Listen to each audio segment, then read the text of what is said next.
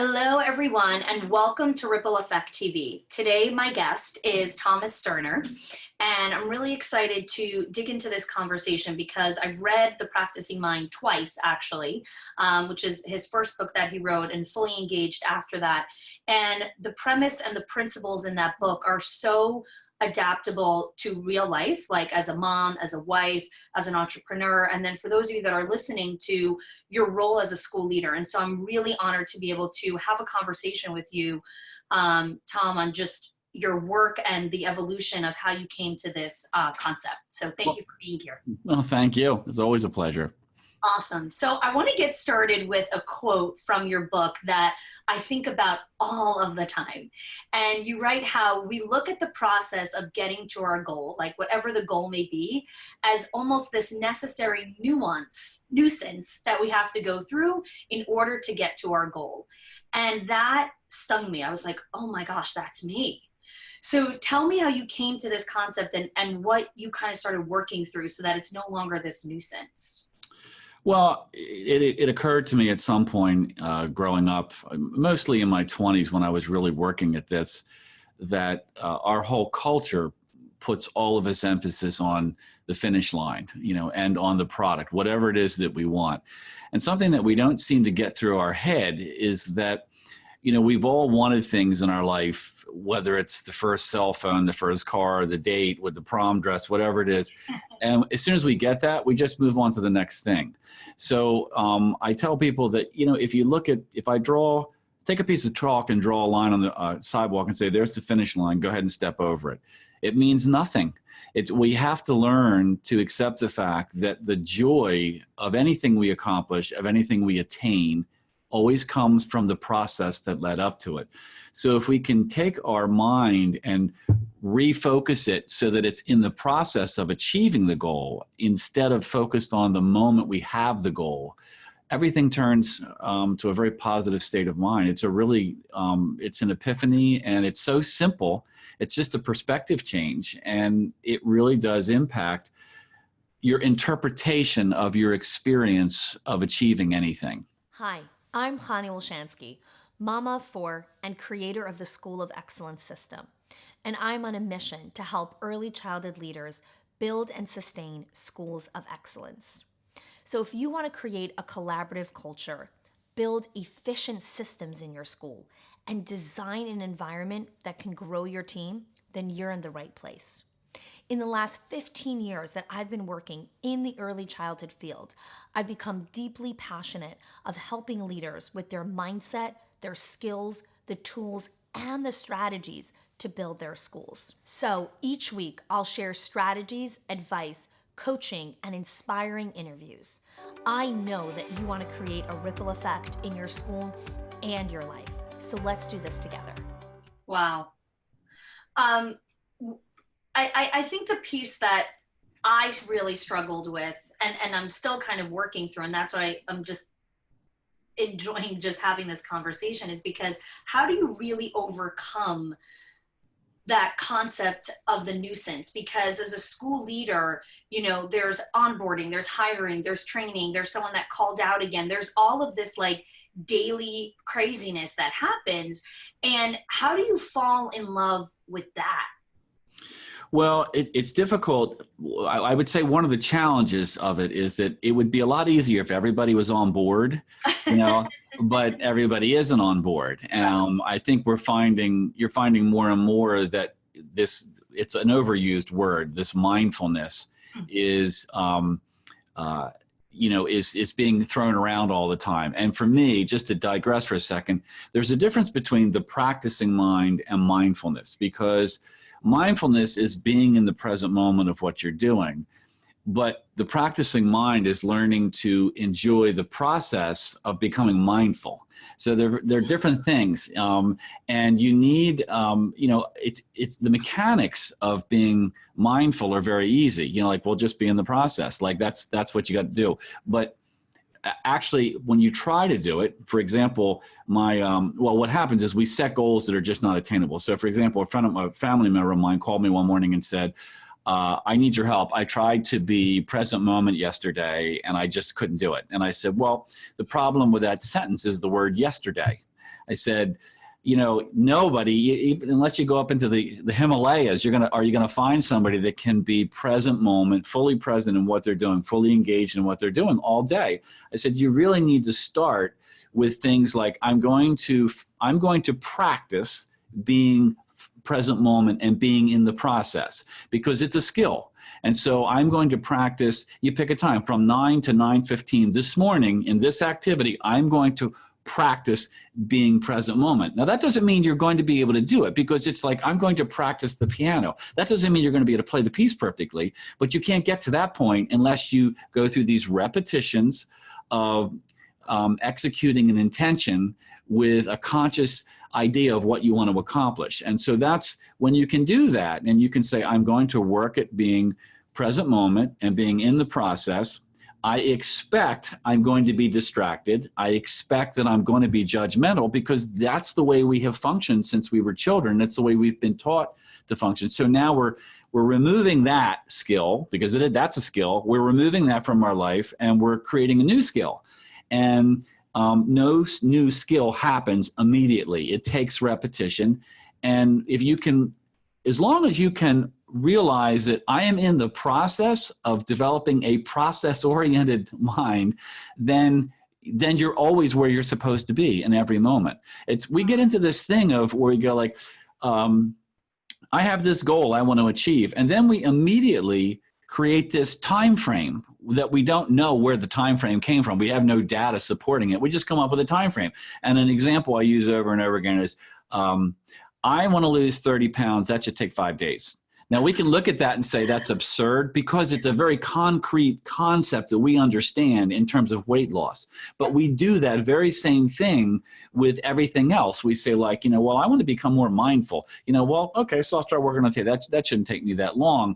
And then we begin to judge our progress based on this arbitrary time frame that we've come up with. So if we go back to the weight loss thing and we say, I want to lose 30 pounds, it should take me 5 days. Well, in 3 days, you've lost 2-3 pounds, and you're going, you know what? I am not good at accomplishing my goals. I'm a failure. You lose all your confidence. You sabotage your efforts and everything. When in actuality, you may be doing very well at weight loss, but you've set this time frame up that has really sabotaged your interpretation of the experience. So, in terms of answering your question, the one thing we have to do is using the 4 S's. You need to simplify the process, break it down, and don't try to be, it's a skill, and it's a lifetime skill, and it's a skill that takes time. And I can tell you that, I started doing this as a teenager. Yeah. I'm doing it for decades. And I have found, it really kind of amazes me sometimes. Like I will wake up in the middle of the night and there might be something that's stressful coming up, and my mind will gain traction and it will start to go in that direction. And I can immediately stop my mind from going there and aim it in another direction. But that has come from the process of practicing that over and over again. It's like anything, it gets easier and easier. But I think that because we're so ingrained with this, I have to be good at this right now, which is what I tell clients. I say, look, if you start this with an attitude of, I'm incomplete right now, and when I'm good at this, then I'm going to be happy. Well, you've just set yourself up, because you're doing the very same thing in the process of becoming more process-oriented. You're saying, when I can be process-oriented all the time, then I'm going to be happy. When I can make 6 figures, then I'm going to be happy. When I have this rate, then I'm going to be happy.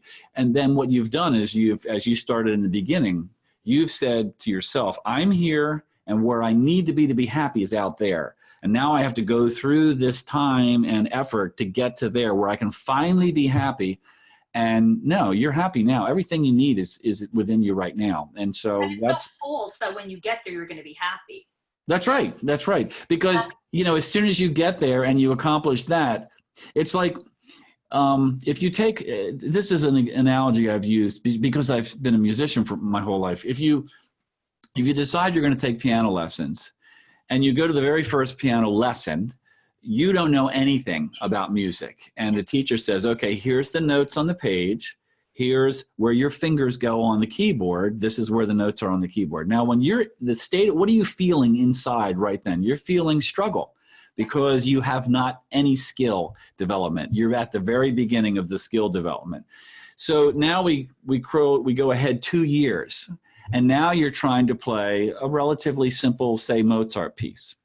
Are you thinking, where are the notes on the piano? Where are on the page? No, you've mastered that. That's gone. But what do you feel inside? You feel like you're struggling. Why? Because you're up against your skill threshold. You're not back there anymore. But what you feel like inside is, I'm no good because I'm trying to do something I can't do. Well, that's because as your skill development occurs and you move down this linear line of skill development, your threshold, you're always right up against that threshold of what your ability is. So you're constantly pushing it.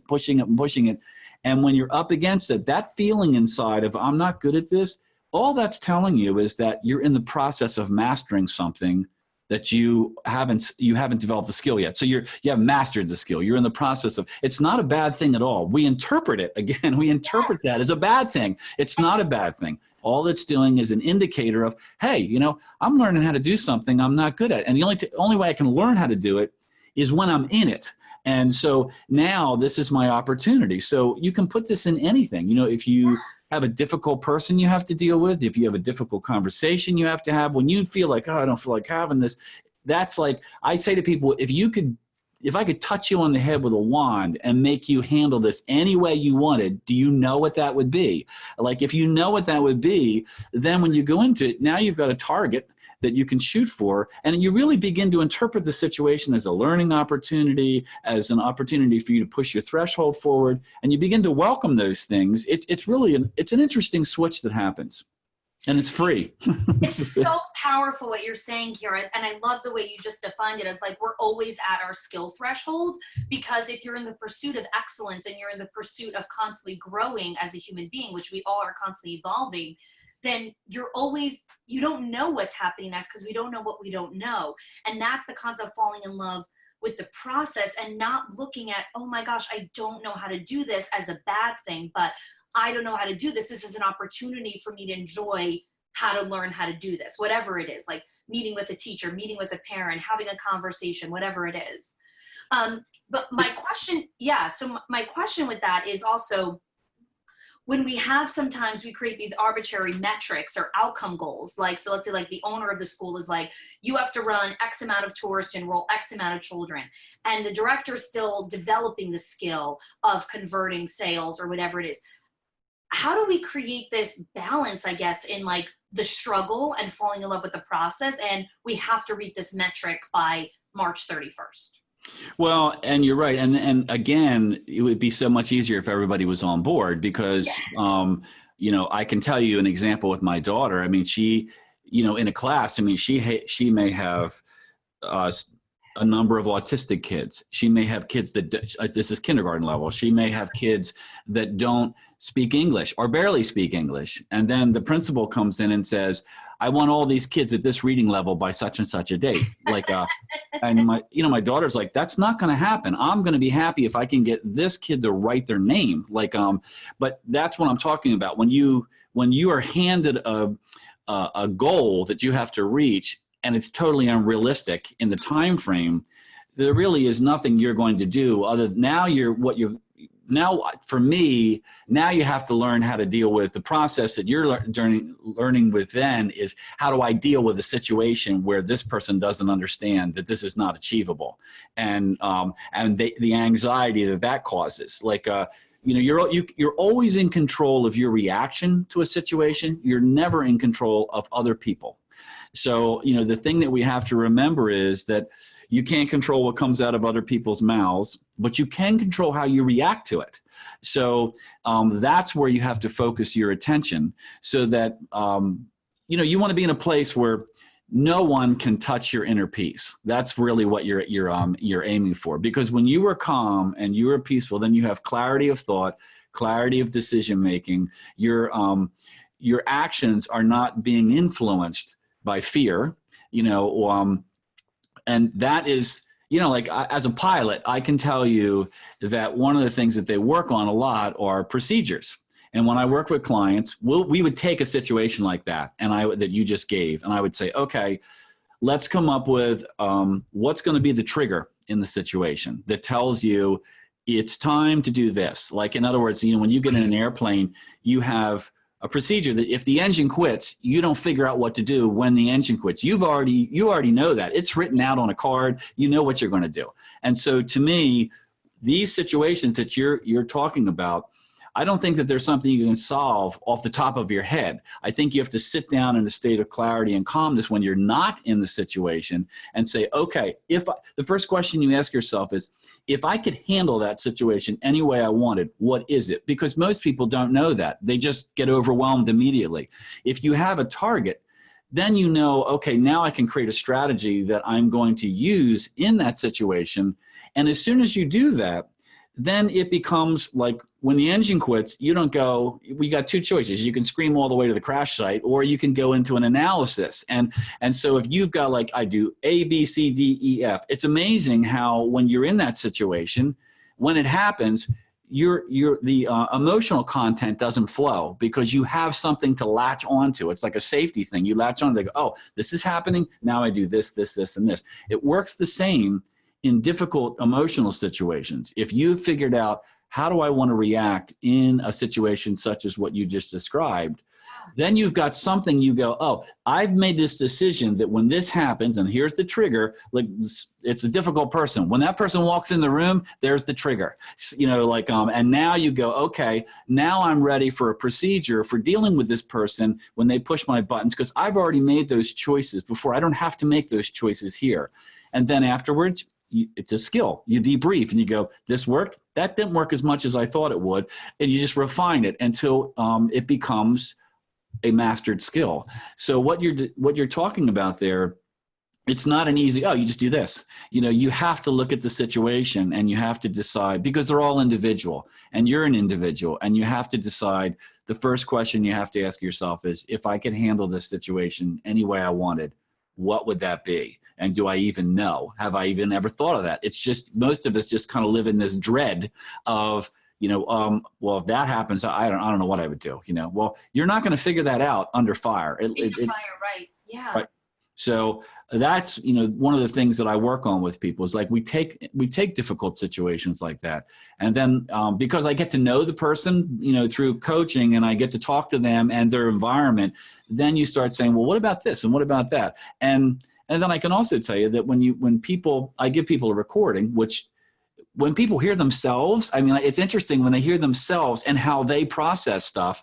That's as educational to them as the coaching. It's really part of it, because they go, I'm listening to myself and I really see where my problem is, so that's another valuable point, but it's not an easy answer to that. I don't want to sidestep it, but. No. I appreciate what you're saying, because even in just what you just answered, there's a lot of nuggets in the fact that we sometimes, and myself included, we look for the quick fix of like, okay, what's the quick strategy that I could do with this? Or what's the quick tactic? And sometimes there is a quick little tactic or hack, but more often than not, it's really that skill development. And that's what the premise of this whole conversation is falling in love with developing the skills that are necessary for the role that you're playing in your life, whatever it is, a pilot, a musician, a school leader, whatever it is.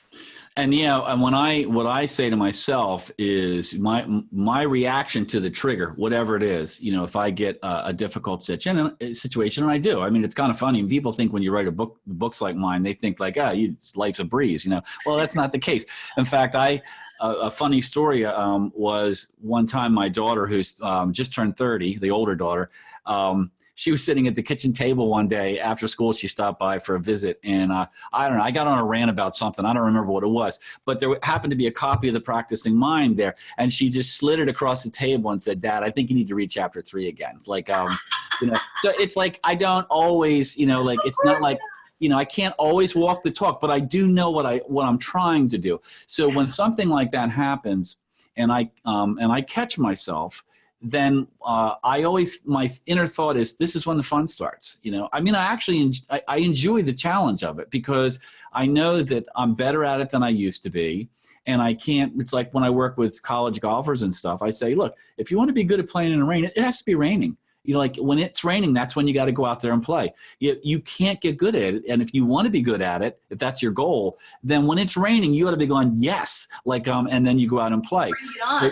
Right. So to me, when a situation, just remember, your interpretation of the situation will create your experience of the situation. So if you interpret a situation as overwhelming, then your experience of it will be overwhelming. If you interpret it as, the reason I'm feeling this is overwhelming is because I'm not good at this, and this is my chance to try some strategies at this, well, then your interpretations, your experience is completely different. Oh my gosh, there's so many points I want to unpack a little bit further. So let me kind of choose what I want to pull from what you said. But the one piece about our interpretation to the experience, right? So it's like when we're bumped up against, well, I actually want to take a different piece, because I want to make this a little practical in the moment here before I transition to something else. Is the school leader who's listening to this, the parent, whoever's listening right now, and they're thinking, okay, I like this concept. I want to enjoy the process. What are some reflective questions that we can start asking ourselves to realize where is our struggle? Like what is our reaction, and kind of where's that first place that we want to get started with? Okay, well, the first question is, do I know how I want to react? I mean, that's the very first question. If you haven't defined that, then you're just floundering around, and basically the situation is dictating your reaction rather than you being in control of your reaction. But something we haven't touched on is, what I call thought awareness training. And this is something that is extremely important, and it's really the fundamental building block of all of this. We have to learn that we are not our thoughts, that our mind creates thoughts without our permission. Sometimes we use our mind, which is when things are correct. We use our mind for problem solving and things like that. But our mind is, neuroscience, everybody's basically, it's common knowledge now that about 95% of the day we spend basically running programs. So in other words, we have installed all these programs into our subconscious, and what happens is this person says this, that the brain goes, what's our reaction to that? Oh yeah, go get that off the hard drive. And then that's how we react. And so for the most, it's only about 5% of the day are we actually consciously running our life. And so what we really want to do is we want that number to expand. I had a talk I did called 5% Thinking. And really it's about what we wanted is that 5% to grow and grow and grow, so that we're more conscious of actually what we're doing. And, we have installed these subconscious reactions over a lifetime, and we've repeated them, and they've gotten stronger and stronger and stronger. And that's why they've just become habitual behavior in different situations. So in order to break that, we have to separate ourselves from the automatic reaction to thoughts that our mind produces, because it's just a machine that produces thoughts. Now, sometimes it's good because it is a great problem solver. And the other problem with the mind is if it doesn't have a problem to solve, it'll go look for one. And that's so it's always in search mode. And that's why it's hard to, unless we're really distracted with something happy or something like that, it's very difficult for us to stay ahead of our mind. So what I tell people is you have got to spend 10 to 15 minutes a day, certainly to start, in some form of what we can call it meditation. They're just labels. We're not trying for a religious experience here. What we're trying for is an awareness that we want to become the observer of our thoughts, not in the thought, because that's where most of us spend our time, in the thought. So we have the mind produces the thought, which is a habitual response, and then we're in it, and we're experiencing all the emotional content. And it's so fascinating to me that whole study, because every time you have a thought, the brain produces chemical, which is released into your blood chemistry. And so this is really important for our own health. It's important for us to understand this so that we can teach it to our kids. It should be just a part of the whole learning process. So for me, there's two ways that you can approach it. One is either with a breath-based or a phrase-based. And I tell people, this is not, the mechanics are very simple. Just sit in a chair, upright, with your back upright, close your eyes. I usually give people a 10-minute recording of, say, the ocean waves, something that's some white noise that kind of pushes out the outside world. And I just tell them, look, just watch your body breathe, or just have a phrase that you say that I'm still, I'm quiet. What you hear it in your head, you don't actually speak it. And So this is just a very simple meditation, but meditation is just such an incredibly powerful thing. And I call it thought awareness training because that's what we're after here, is we're after learning to notice. We want to be the noticer of what is my mind doing in this situation. And they're very different places. When you get in a stressful situation, there's a big difference between feeling anxious or upset and noticing that your mind is producing anxious, it's firing off anxious thoughts. That's a very different place to be. And you can train through this, through daily. It doesn't take real long. And if you make this a part of your life, then what happens is that you begin to become really aware that I'm not these thoughts. I'm just having the thoughts. And that doesn't mean you can control them all the time. But you have the opportunity to to plot a different course. Like before that, you don't have the privilege of choice. You're not a conscious choice maker. You're just reacting constantly to what's going on. I remember one time my daughter came home from school when she was in middle school, and she said, I could tell she was upset about something. So I asked her what happened, and she said, well, some girl criticized her hair. And so I said, well, when was that? She said, oh, this morning when I was at my locker. And I said, like 8 o'clock? And she said, yeah. I said, it's 4:30. You're still running that thought through your head. And I said, and every time you have that thought, your brain thinks it's happening again. And it reloads your blood chemistry and all this stuff. And it isn't accomplishing anything other than to impact your health, your mood, your happiness, all these things. That's all it's doing. And I said, so do you understand why you need to be aware of what is my mind doing? Does it have my permission to do this? Is it serving my happiness? Is it serving my health? Is it serving my skill development?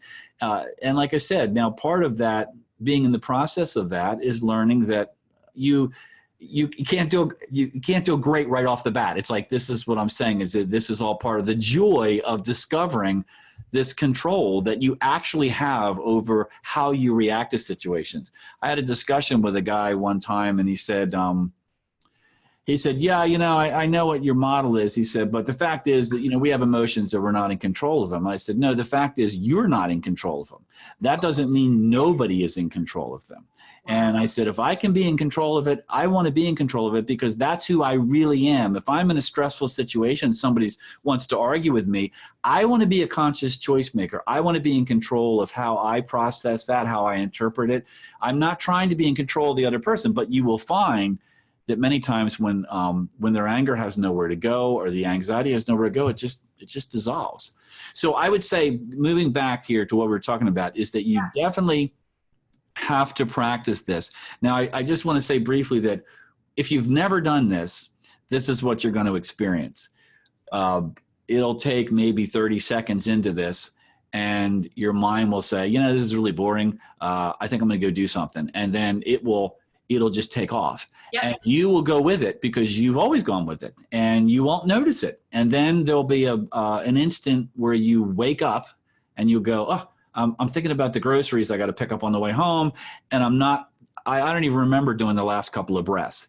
And what you have to understand is that's the moment where all the juice is, because it's in that moment when your awareness expands. You just notice that your mind is not doing what you're telling it to do. And you've also built your willpower because you've pulled it back. And it's that repetition. So it's funny when you talk to them, they go, I tried meditating. I'm not any good at it. And I said, well, why do you say you're not good at it? Because I'm always chasing my mind. I can't keep I said, well, you can't chase your mind unless you're noticing your mind isn't doing what you're saying. And every time you chase it down and bring it back to task, it's like a repetition in the gym. You just keep getting better at it and stronger at it. So that's the other thing I think is very key, because everything we're talking about here requires you to be the driver of the chariot. It requires you to be in control of what is going on, to notice what your mind is going on, and not to be a puppet of programming that you've installed in your subconscious over a lifetime and continue to install. So powerful, of like really understanding that you really get to choose your emotion in that moment. I know for myself, like before our big event that we have every summer, so on the second day of the event, I woke up in the morning and I was just the sickest I've ever been in my entire life. I had 103 fever. I was throwing up the whole night, and I had to go and perform on stage for 120 people. And in the beginning, my mind just kept saying, why is this happening to me? Why is this happening to me? This is not fair. I have to do an event, like this is not okay. And then finally, an hour before I had to be at the event, I was like, okay, I am going to choose how I feel right now. Like, I'm going to be in control of this. And I really started speaking and telling my mind a different story. And eventually I literally created the energy in myself to stand on that stage. Now, that doesn't mean my fever went down. I was on that stage with fever, but I performed an 8-hour day, so physically ill, but I still was able to do it because I told my mind to stand up and perform. And it was the craziest experience for me, because until I did it, I never believed that you can actually do something like that. Like, right. If you're sick, you're in bed. Like, you can't do anything. So that was so powerful for me to realize. Yeah, we have so much power that I think, things are changing. When I was young, the only people that meditated were hippies in Costa Rica and, yogis in Tibet. Yeah. Whereas now it's, they're doing it in schools, or Google has a room, and all these places are doing it because the documentation of, it normalizes blood pressure, and all these things that it does, this becomes such a documented fact for the Western mind, because the Western mind needs science to prove stuff out. And so and now we have quantum physics, which is showing us how much everything is energy, and how our thoughts, are molding our environment, and have an effect on our body and our cells and everything. I think you're going to see this like over the next 15 years, that we're just starting this now, but it's becoming more acceptable.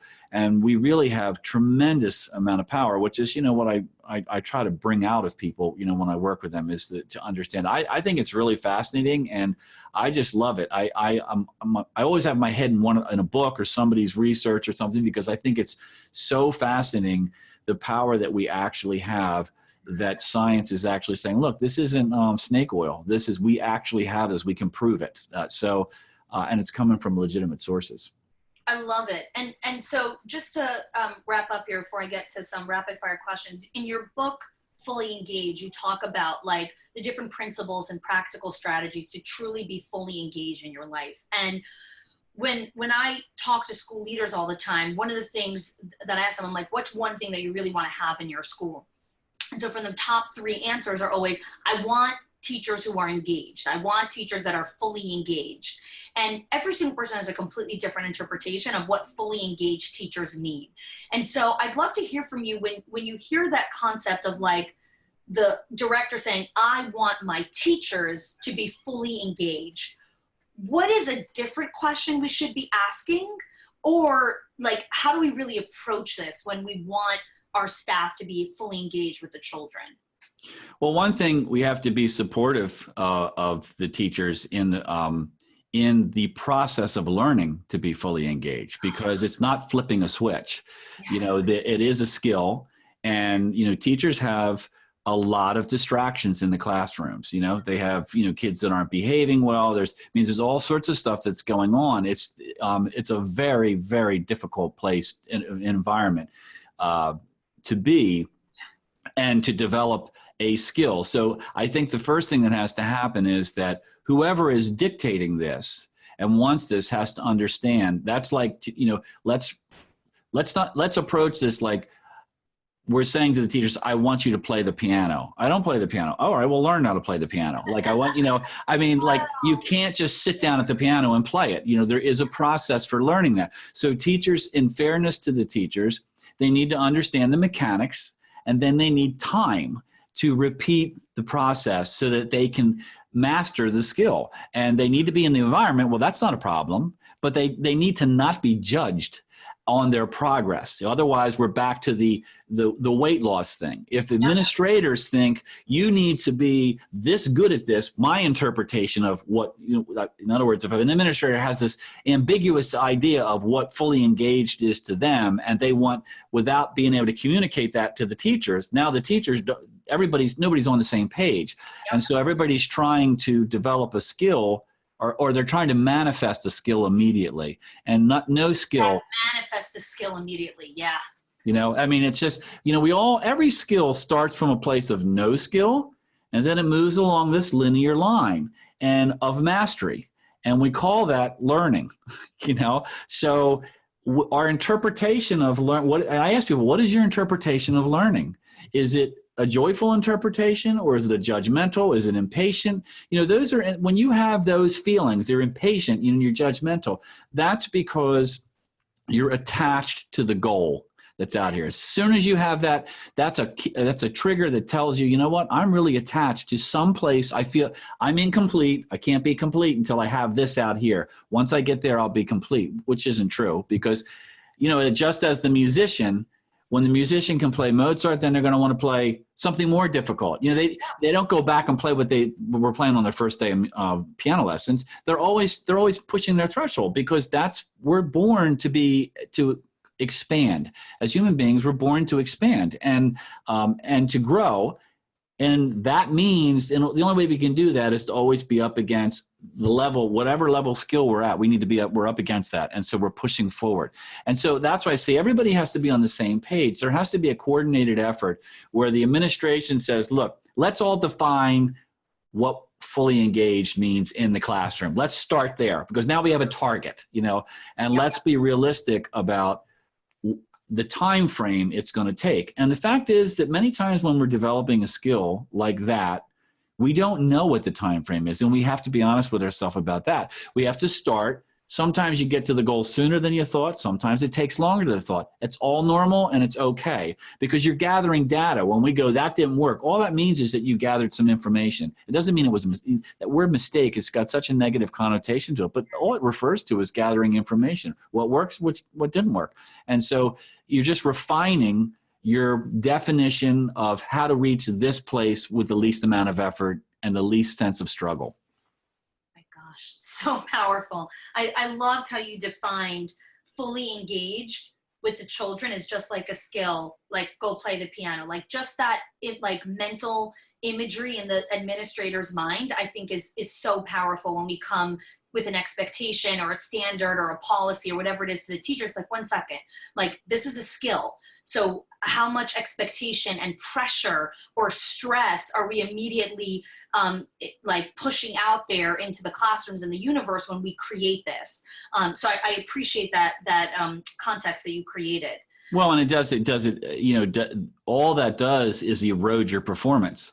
I mean, it's like, like I said, if you look at a basketball player and they need 1 point to win the game, and he gets 2 foul shots. He misses the first foul shot. Now, he can interpret that situation in several ways. He can slam the ball down. He can berate himself. He can do all these things. If he does that, that's a choice he makes.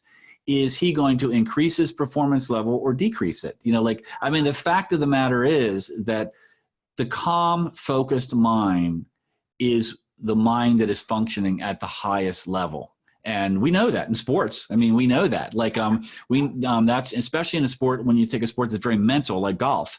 I mean, in golf, they know that the trick is, and the challenge is to try to stay in the present moment. You just hit a bad shot. So, okay, how do I interpret that? Like, I needed that shot. I really didn't need it to go in the trees. So how do I interpret that? And I want to interpret it in a way that's going to enhance my performance on the next shot, not decrease it. So much gold in that. Even just with a shot, okay, the way I responded to that parent wasn't the way that I wanted to, or whatever it was. Okay, well, how am I going to interpret that? How am I going to use that experience for the next part of the conversation, for the next parent that I'm meeting in 10 minutes or whatever it is? And celebrate the fact that you were the observer of the way you handled it. That is, celebrate that, because that means your skill is increasing. You have, instead of just being in this self-judgment, you have separated yourself, because what has happened in that particular scenario is that your mind has said, this has happened. How are we supposed to handle this? Oh yeah, we're supposed to feel bad. So go get that off the hard drive. And then that thought comes out and that emotion comes out, and no one is moving forward there. You're just feeling bad. That's not accomplishing anything. But when you can say, the way that I handle that is not the way that I wanted to. Maybe I need to reevaluate, how do I want to handle that? So I have a very firm target in my mind that I can aim for. And, it's like, the archer, because I've shot target archery, when the person draws the bow, if the target's down there, but they aim up here, their energy is wasted. The arrow just flies and that energy is wasted. They have to have something to aim at. And then you have a feedback loop. The arrow was high and right. Okay, well now you need to change. You need to refine your aim. But yes, I think that's a really important thing, is to tell yourself, that didn't go the way I wanted, but I noticed it, and now I'm sitting back here going, how do I improve that? That's pretty cool. That's a pretty cool place to be. So powerful. So one of the questions that we ask all of our guests is, this is Ripple Effect TV, which is all about how you as the person that's listening to the show, or whatever it is, can create a ripple effect in your life and the people around you by the choices that you're making. And so what would be your ripple effect challenge that you want to give the listeners or our audience today? I would say that I would want to know for myself, I would want to be, I would really work at the self-awareness, like in terms of the 10 minutes a day or whatever. And I would want to impress upon my family, the people around me, I would want to, not only through my spoken word, but through the way that I handle situations. I mean, one thing that comes up with me a lot is that people, they constantly say, you're like flatline, like stuff doesn't bother you, and I say, well, that's because it doesn't. And so in fact, my daughter told me, she just had her first child. She said, Dad, if I could have anybody in the room that I wanted, it would be you. She said, because you are the one person that would really calm me down. And my younger daughter said the same thing. She'll say, she tells her friends, she said, I called my dad, I'm having this crazy meltdown and everything. And there's my dad. He's just like this. And he calms me down. Well, my point with that is that's what we want. We want a calming energy. We want a calming energy with the people around us. We want them to sense that and their anxiety to dissipate. So to me, the ripple effect there is, if we're agitated, then the people around us are going to be agitated.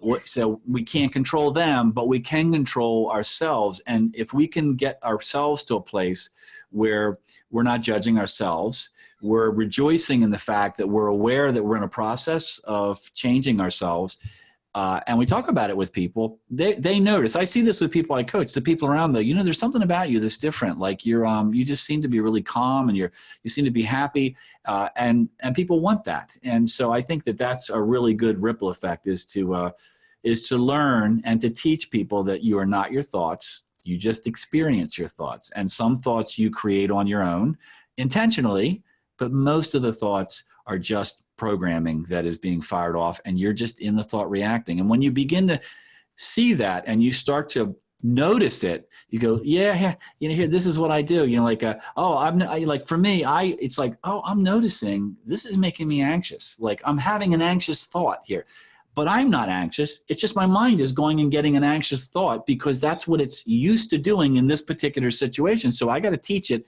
No, this isn't how I want you to react in this situation. I want you to go get a calm thought, or something like that. So to me, the ripple effect, especially in the world today, I mean, there's so much strife and judging, and we really need people. And with the kids, I mean, the stories I hear from my daughter, they are heartbreaking, what these kids deal with at home. And so, but at the same time, I've really gotten a lesson, being the father of a teacher, at what the teachers today are up against. And it's they really are not appreciated. It's a very difficult job, very difficult. Yeah. Wow. So, and I loved your piece again, like for me, even just, I have so many takeaways, but the fact that we are not our thoughts. And if you're feeling stressed out or anxious or tightness or whatever it is, it's like, oh, that's a thought that I'm having. I could go to the hard drive or to the shelf and let me choose a different, you can truly go to your shelf and choose a different thought. You're not that thought. And I think that's such a great way to wrap this up here. Thomas, where can people go to find out more about you or your books or whatever it is? Where can we send people to? They can go to tomsterner.com, or they can just email me directly at tom@tomsterner.com. It's very simple, and I'm happy to talk to people, like I said, they can email me, or they can go to the tomsterner.com. That's a starting place. And yes, I think that that is the one takeaway is is that I'm not my thoughts. I I had a college girl who was very difficult, was very hard on herself in sports. And it got to a point where her coach said, look, you either got to get yourself under control or get off the team. And one of the things that she assumed, and this is the reason I'm telling you this, is because it just demonstrates the power of it. I asked her, she was a volleyball player, and I asked her, how long have you been playing volleyball? And she said, since the 3rd grade. And I said, have you always been hard on yourself? And she said, yeah. And I said, do you even enjoy playing volleyball? Have you asked yourself that? And she said, well, yeah, I think I do. And I said, well, I think this is what happens. I said, when you step out into the court, you feel like you're not in control of your performance level that day. And you make a decision as to what your performance level is going to be based on how you play in the first 60 seconds to 2 minutes. I said, so what happens is you hit a few bad serves, you miss a return, and then you say to yourself, because your response, this is what you've told yourself, over your whole lifetime is, oh, today I'm not going to play well. I said, and what I want you to understand is that's just a thought. It has nothing to do with how well you're going to perform. So we came up with a trigger that was, for her to do. And I said, I don't care what it is. Turn around in a circle. Like when you have that thought, like you're just erasing it. I said, I want you to do something physical. And the next time I talked to her, she said, you are not going to believe this. She said, like, I started playing poorly. I noticed, because she was doing the meditation stuff, I noticed I was having this self-defeating thought. I told myself that this is just a thought. She said, I really understood it was just a thought. And she said, and I turned my game around. She said, my whole life, she said, I didn't realize that I had that kind of control and that kind of power. She said, this is amazing. And it's such a simple thing, so I think it's really important that people realize the role their thoughts play. When you're making them, then they're good, but when you're just reacting to them, then they're not so good. This has been incredible, and I so appreciate the time and just perspective and advice that you shared. I know that for all of our listeners, like, taking that with us, we are in control of our thoughts. We get to choose our emotions and how we want to show up in our schools and our lives itself will have a massive effect on their communities and their schools and families. So thank you so much for being here. Thank you for your time and for everything. Oh, you're welcome. You're welcome. It's my pleasure. I love talking about this stuff. If you like this video, make sure to subscribe using the bell so that you get notifications when we release videos twice a week.